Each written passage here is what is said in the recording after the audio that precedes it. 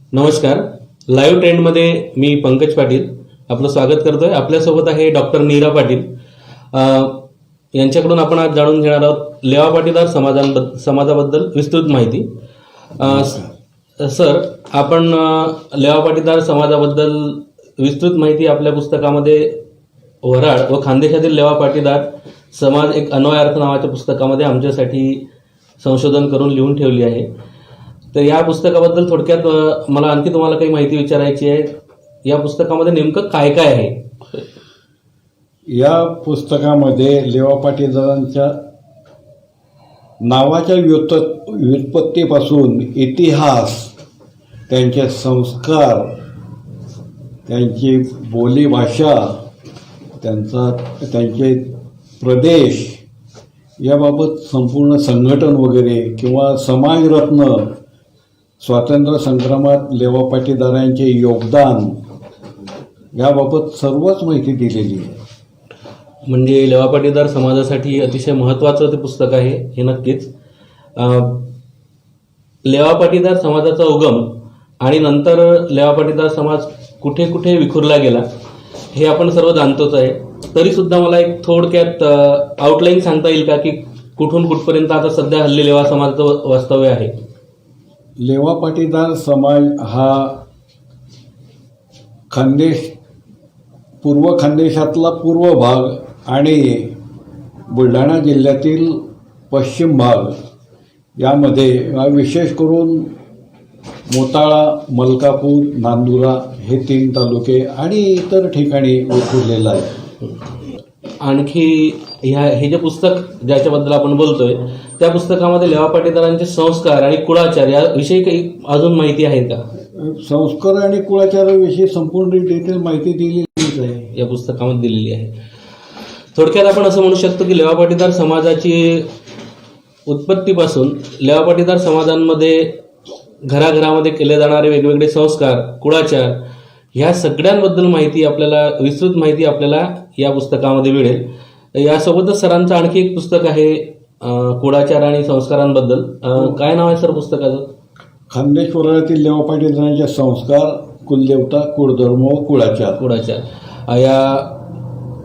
या पुस्तकात आपल्या घराघरामध्ये केल्या जाणारे अगदी जन्मापासून तर मृत्यूपर्यंत जे वेगवेगळे संस्कार असतात त्या संस्काराबद्दल, आणखी आपल्या घराघरामध्ये पूजाविधी ज्या वेगवेगळ्या प्रकारच्या केल्या जातात किंवा आपल्या बऱ्याच ठिकाणी आपल्या घराघरांमध्ये आपण म्हणतो देवाचा दिवस आहे, याबद्दल माहिती दिलेली आहे. सर थोडक्यात सांगतील की नेमकी या पुस्तकात काय माहिती आहे?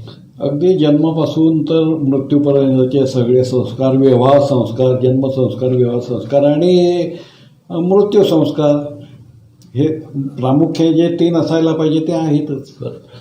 म्हणजे जन्मापासून मृत्यूपर्यंत विधिवत कोणकोणते संस्कार केल्या जातात त्या संस्कारांबद्दल शास्त्रोक्त माहिती एक या पुस्तकामध्ये दिलेली आहे.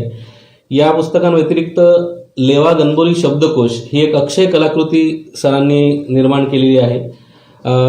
डॉक्टर नीरा पाटील आणि उर्मिला मॅडम या दोघांची ही कलाकृती आहे. तर या लेवा गणबोली शब्दकोश पुस्तकामध्ये शब्द आणि त्याचे शब्दार्थच आहे की आणखी काही आहे? त्याच्यामध्ये लेवा बोलीतल्या शब्दांचं व्याकरणासहित सगळा हा पूर्ण कोश केलेला आहे. लेवा बोलीतील हे शब्द, वैशिष्ट्यपूर्ण शब्द इतर बोली भाषांमध्येही नाहीत असे काही शब्द याच्यामध्ये आलेले आहेत. तर संपूर्ण शब्दांचा अभ्यास केला तर आपणास असं आढळून येईल की ही भाषा अतिशय समृद्ध आहे. फारच म्हणजे एक उदाहरण देतो. लानी करणे हा शब्द भारतातील कोणत्याही भाषेमध्ये नाही, हिंदीमध्येही नाही आणि शुद्ध मराठी, पुणेरी मराठीमध्येही नाही. लानी करणे म्हणजे कापणी करणे. कापणी करणे सर्वत्र रूढ आहे. कापणी करणे म्हणजे शेतातील ज्वारीची कणसं कापण्यापासून खळ्यात आणीपर्यंत जी प्रोसेस त्याला लानी करणे असे म्हणतात. तर हा संस्कृतोद्भवित शब्द इतर भाषांना डावलून लेवा बोलीमध्येच कसा आला हा एक संशोधनाचा विषय आहे. लवहा म्हणजे कोयता आणि लवनम म्हणजे कापणे, कोयत्याने कापणे म्हणजे लानी करणे म्हणजे, आणि हा असा शब्द लेवाबोलीमध्ये आहे. यावरून आपल्याला लेवाबोलीची समृद्धता कळून येईल. म्हणजे लेवा गणबोली शब्दकोशामध्ये शब्दार्थ, वाक्प्रचार, म्हणी अशी माहिती आपल्याला दिलेली आहे. दिलेली आहे. आणखी महाराष्ट्रातील हेमाडपंथी मंदिरे आणि किल्ले याबद्दल तुम्ही विस्तृत लिखाण केलं आहे, त्याबद्दल थोडक्यात सांगा. महाराष्ट्रातील नाही पण जळगाव जिल्ह्यातील हेमाडपंथी मंदिरे आणि बुलढाणा जिल्ह्यातील हेमाडपंथी मंदिरे यावर मी लेखन केलेलं आहे. ते प्रकाशन मार्गावर आहे. त्यात काही मंदिरं अतिशय सुंदर आहेत. पाटण्याचे मंदिर, हरेश्वर मंदिर पाटण्याचं इंटॅक्ट आहे. बुलढाणा जिल्ह्यातील सातगाव मंदिर अतिशय सुंदर मंदिर आहेत. तर यांचा अभ्यास तसा झालेला नव्हता किंवा झालेलाही होता पण तो लोकांसमोर आलेला नव्हता. तर त्या दृष्टीने मी ते लेखन केलेलं आहे. चांगदेव मंदिरही आहे, अतिशय सुंदर आहे हेमाडपंथी दृष्ट्या. अशी अनेक मंदिरं आहेत. की तुमचे काही ऐतिहासिक कादंबऱ्या सुद्धा आहे, त्याबद्दल थोडक्यात सांगा. ऐतिहासिक कादंबऱ्या ऐतिहासिक म्हणण्यापेक्षा पौराणिक म्हणता येतील अशा त्या कादंबऱ्या आहेत. तर लक्ष्मणावर कोणी कादंबरी लिहिलेली नव्हती असं मला जाणवलं, म्हणून मी लक्ष्मणावर प्रतिहार म्हणून एक कादंबरी लिहिली. प्रतिहार म्हणजे रक्षक, रामाचा रक्षक म्हणून त्याला प्रतिहार नाव दिलेलं आहे. आणखी काही आगामी तुमचे पुस्तकं आहेत का?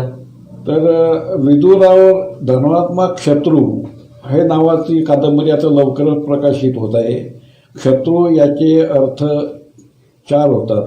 शत्रू म्हणजे उपशासक, शत्रू म्हणजे राज्यपाल, शत्रू म्हणजे महामंत्री आणि शत्रू म्हणजे दासीपुत्र.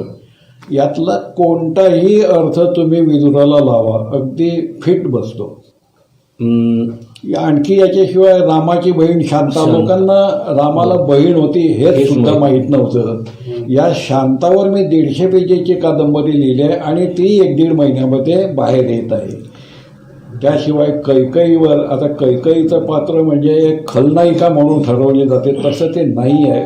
वाल्मिकी रामायणाचा पूर्ण अभ्यास केला तर वाल्मिकींनी कैकईला कुठेही वाईट म्हटलेलं नाही. ह्या कैकईवर माझी जवळजवळ 300 पेजेसची कादंबरी येत आहे. नीरा सरांनी आपल्यासाठी अगदी पौराणिक पासून ऐतिहासिक, सामाजिक अशा वेगवेगळ्या कलाकृतींची निर्मिती केली आहे. मी स्वतः सरांच्या घरी जाऊन सरांची अभ्यासिका पाहिली होती. सरांकडे शेकडो इंग्रजी, उर्दू अशी पुस्तकं मी पाहिली आणि सर तासनतास संस्कृत सुद्धा सर तासनतास त्याचा अभ्यास करून, संशोधन करून आपल्यासाठी ही जी अक्षय कलाकृत्या वेगवेगळ्या निर्माण केल्यात. हे सरांचं साहित्य भांडार आहेत. 4000 पुस्तकं आहेत. सरांनी मला लायब्ररी बरोबर सरांच्या घरामध्ये वस्तू कमी आणि पुस्तकं जास्त आहेत. बसायला गेलं की जागा कमी पडते, एवढं सरांचं पुस्तकं भांडार आहेत. उत्तरोत्तर सरांच्या लेखणीतून असेच समाज उपयोगी आणि आपल्या इतर बहुविध उपयोगी साहित्याची निर्मिती हो, ही शुभेच्छा. धन्यवाद सर. धन्यवाद.